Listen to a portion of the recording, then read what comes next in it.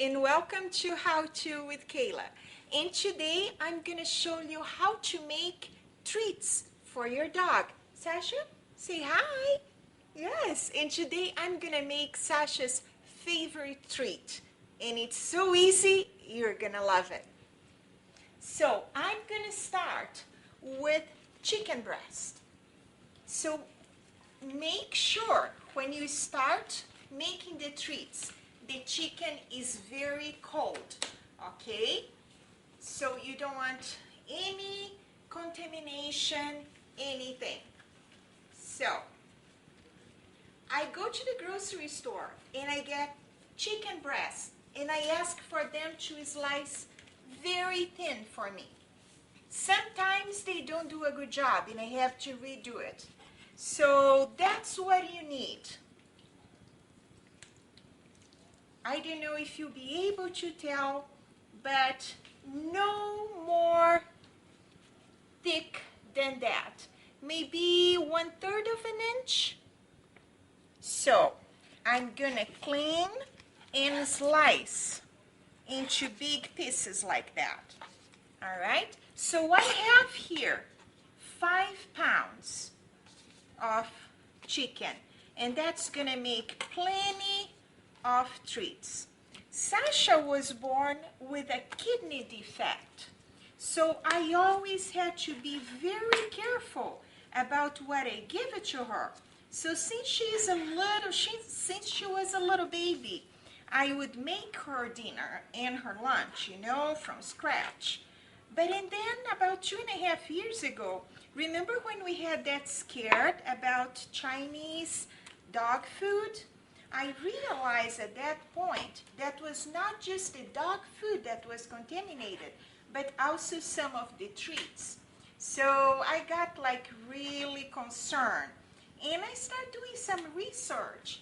And I decided that I was going to make out of her treats, her cookies, everything. And that's when I started. And it's fun to make. She loves it. And I know it's very healthy. It's good for her. So what I'm going to do here, I'm trimming this, making sure it's lean. I'm cutting everything. And after I'm done with this 5 pounds of chicken, I'll come back and I'll show you what to do next.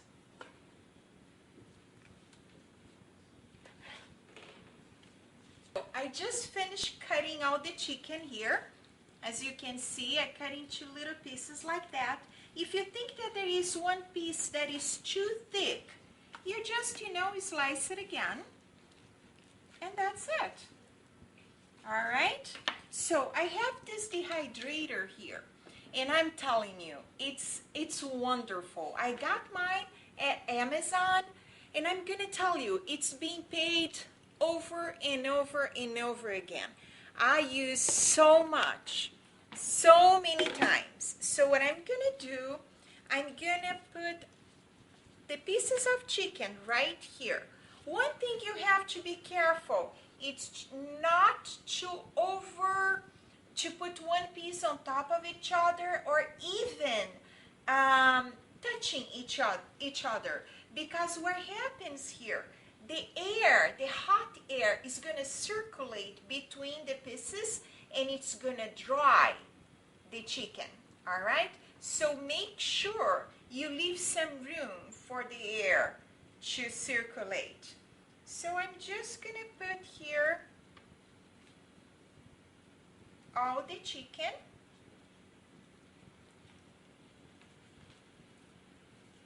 Like that.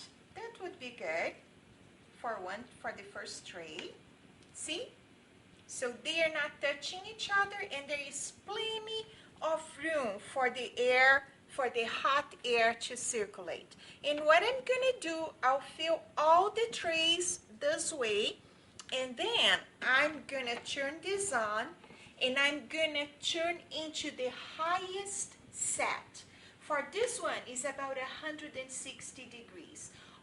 Every time that you are drying meat, you have to dry in the highest set. So there is no problem with bacteria or mold or anything growing here. it's gonna take about 24 to 36 hours. So the first 12 hours, I'm not gonna even look at it. I'm just gonna let it do its thing.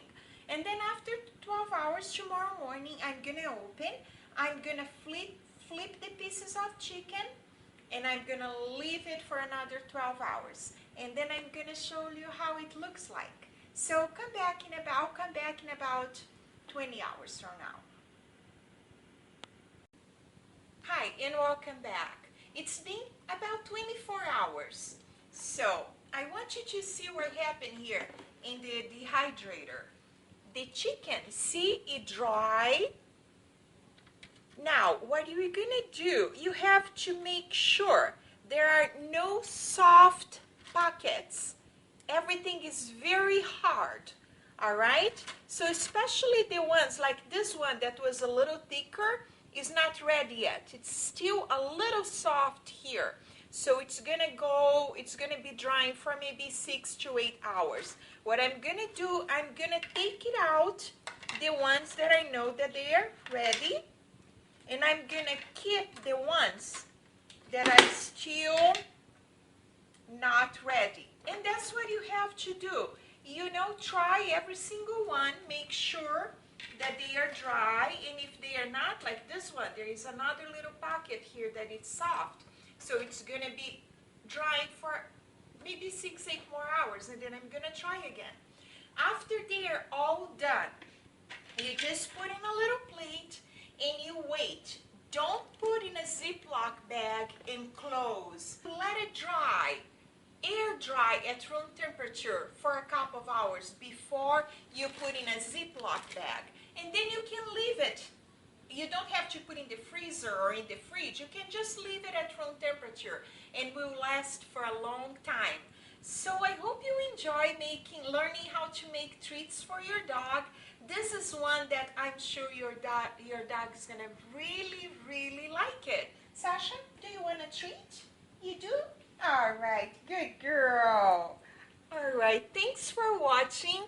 And again, you can follow me on Twitter at twitter.com/howtowithkayla, and you can see all the other videos that I have on YouTube. And I'm gonna be posting more videos about cooking for your dog. Thank you.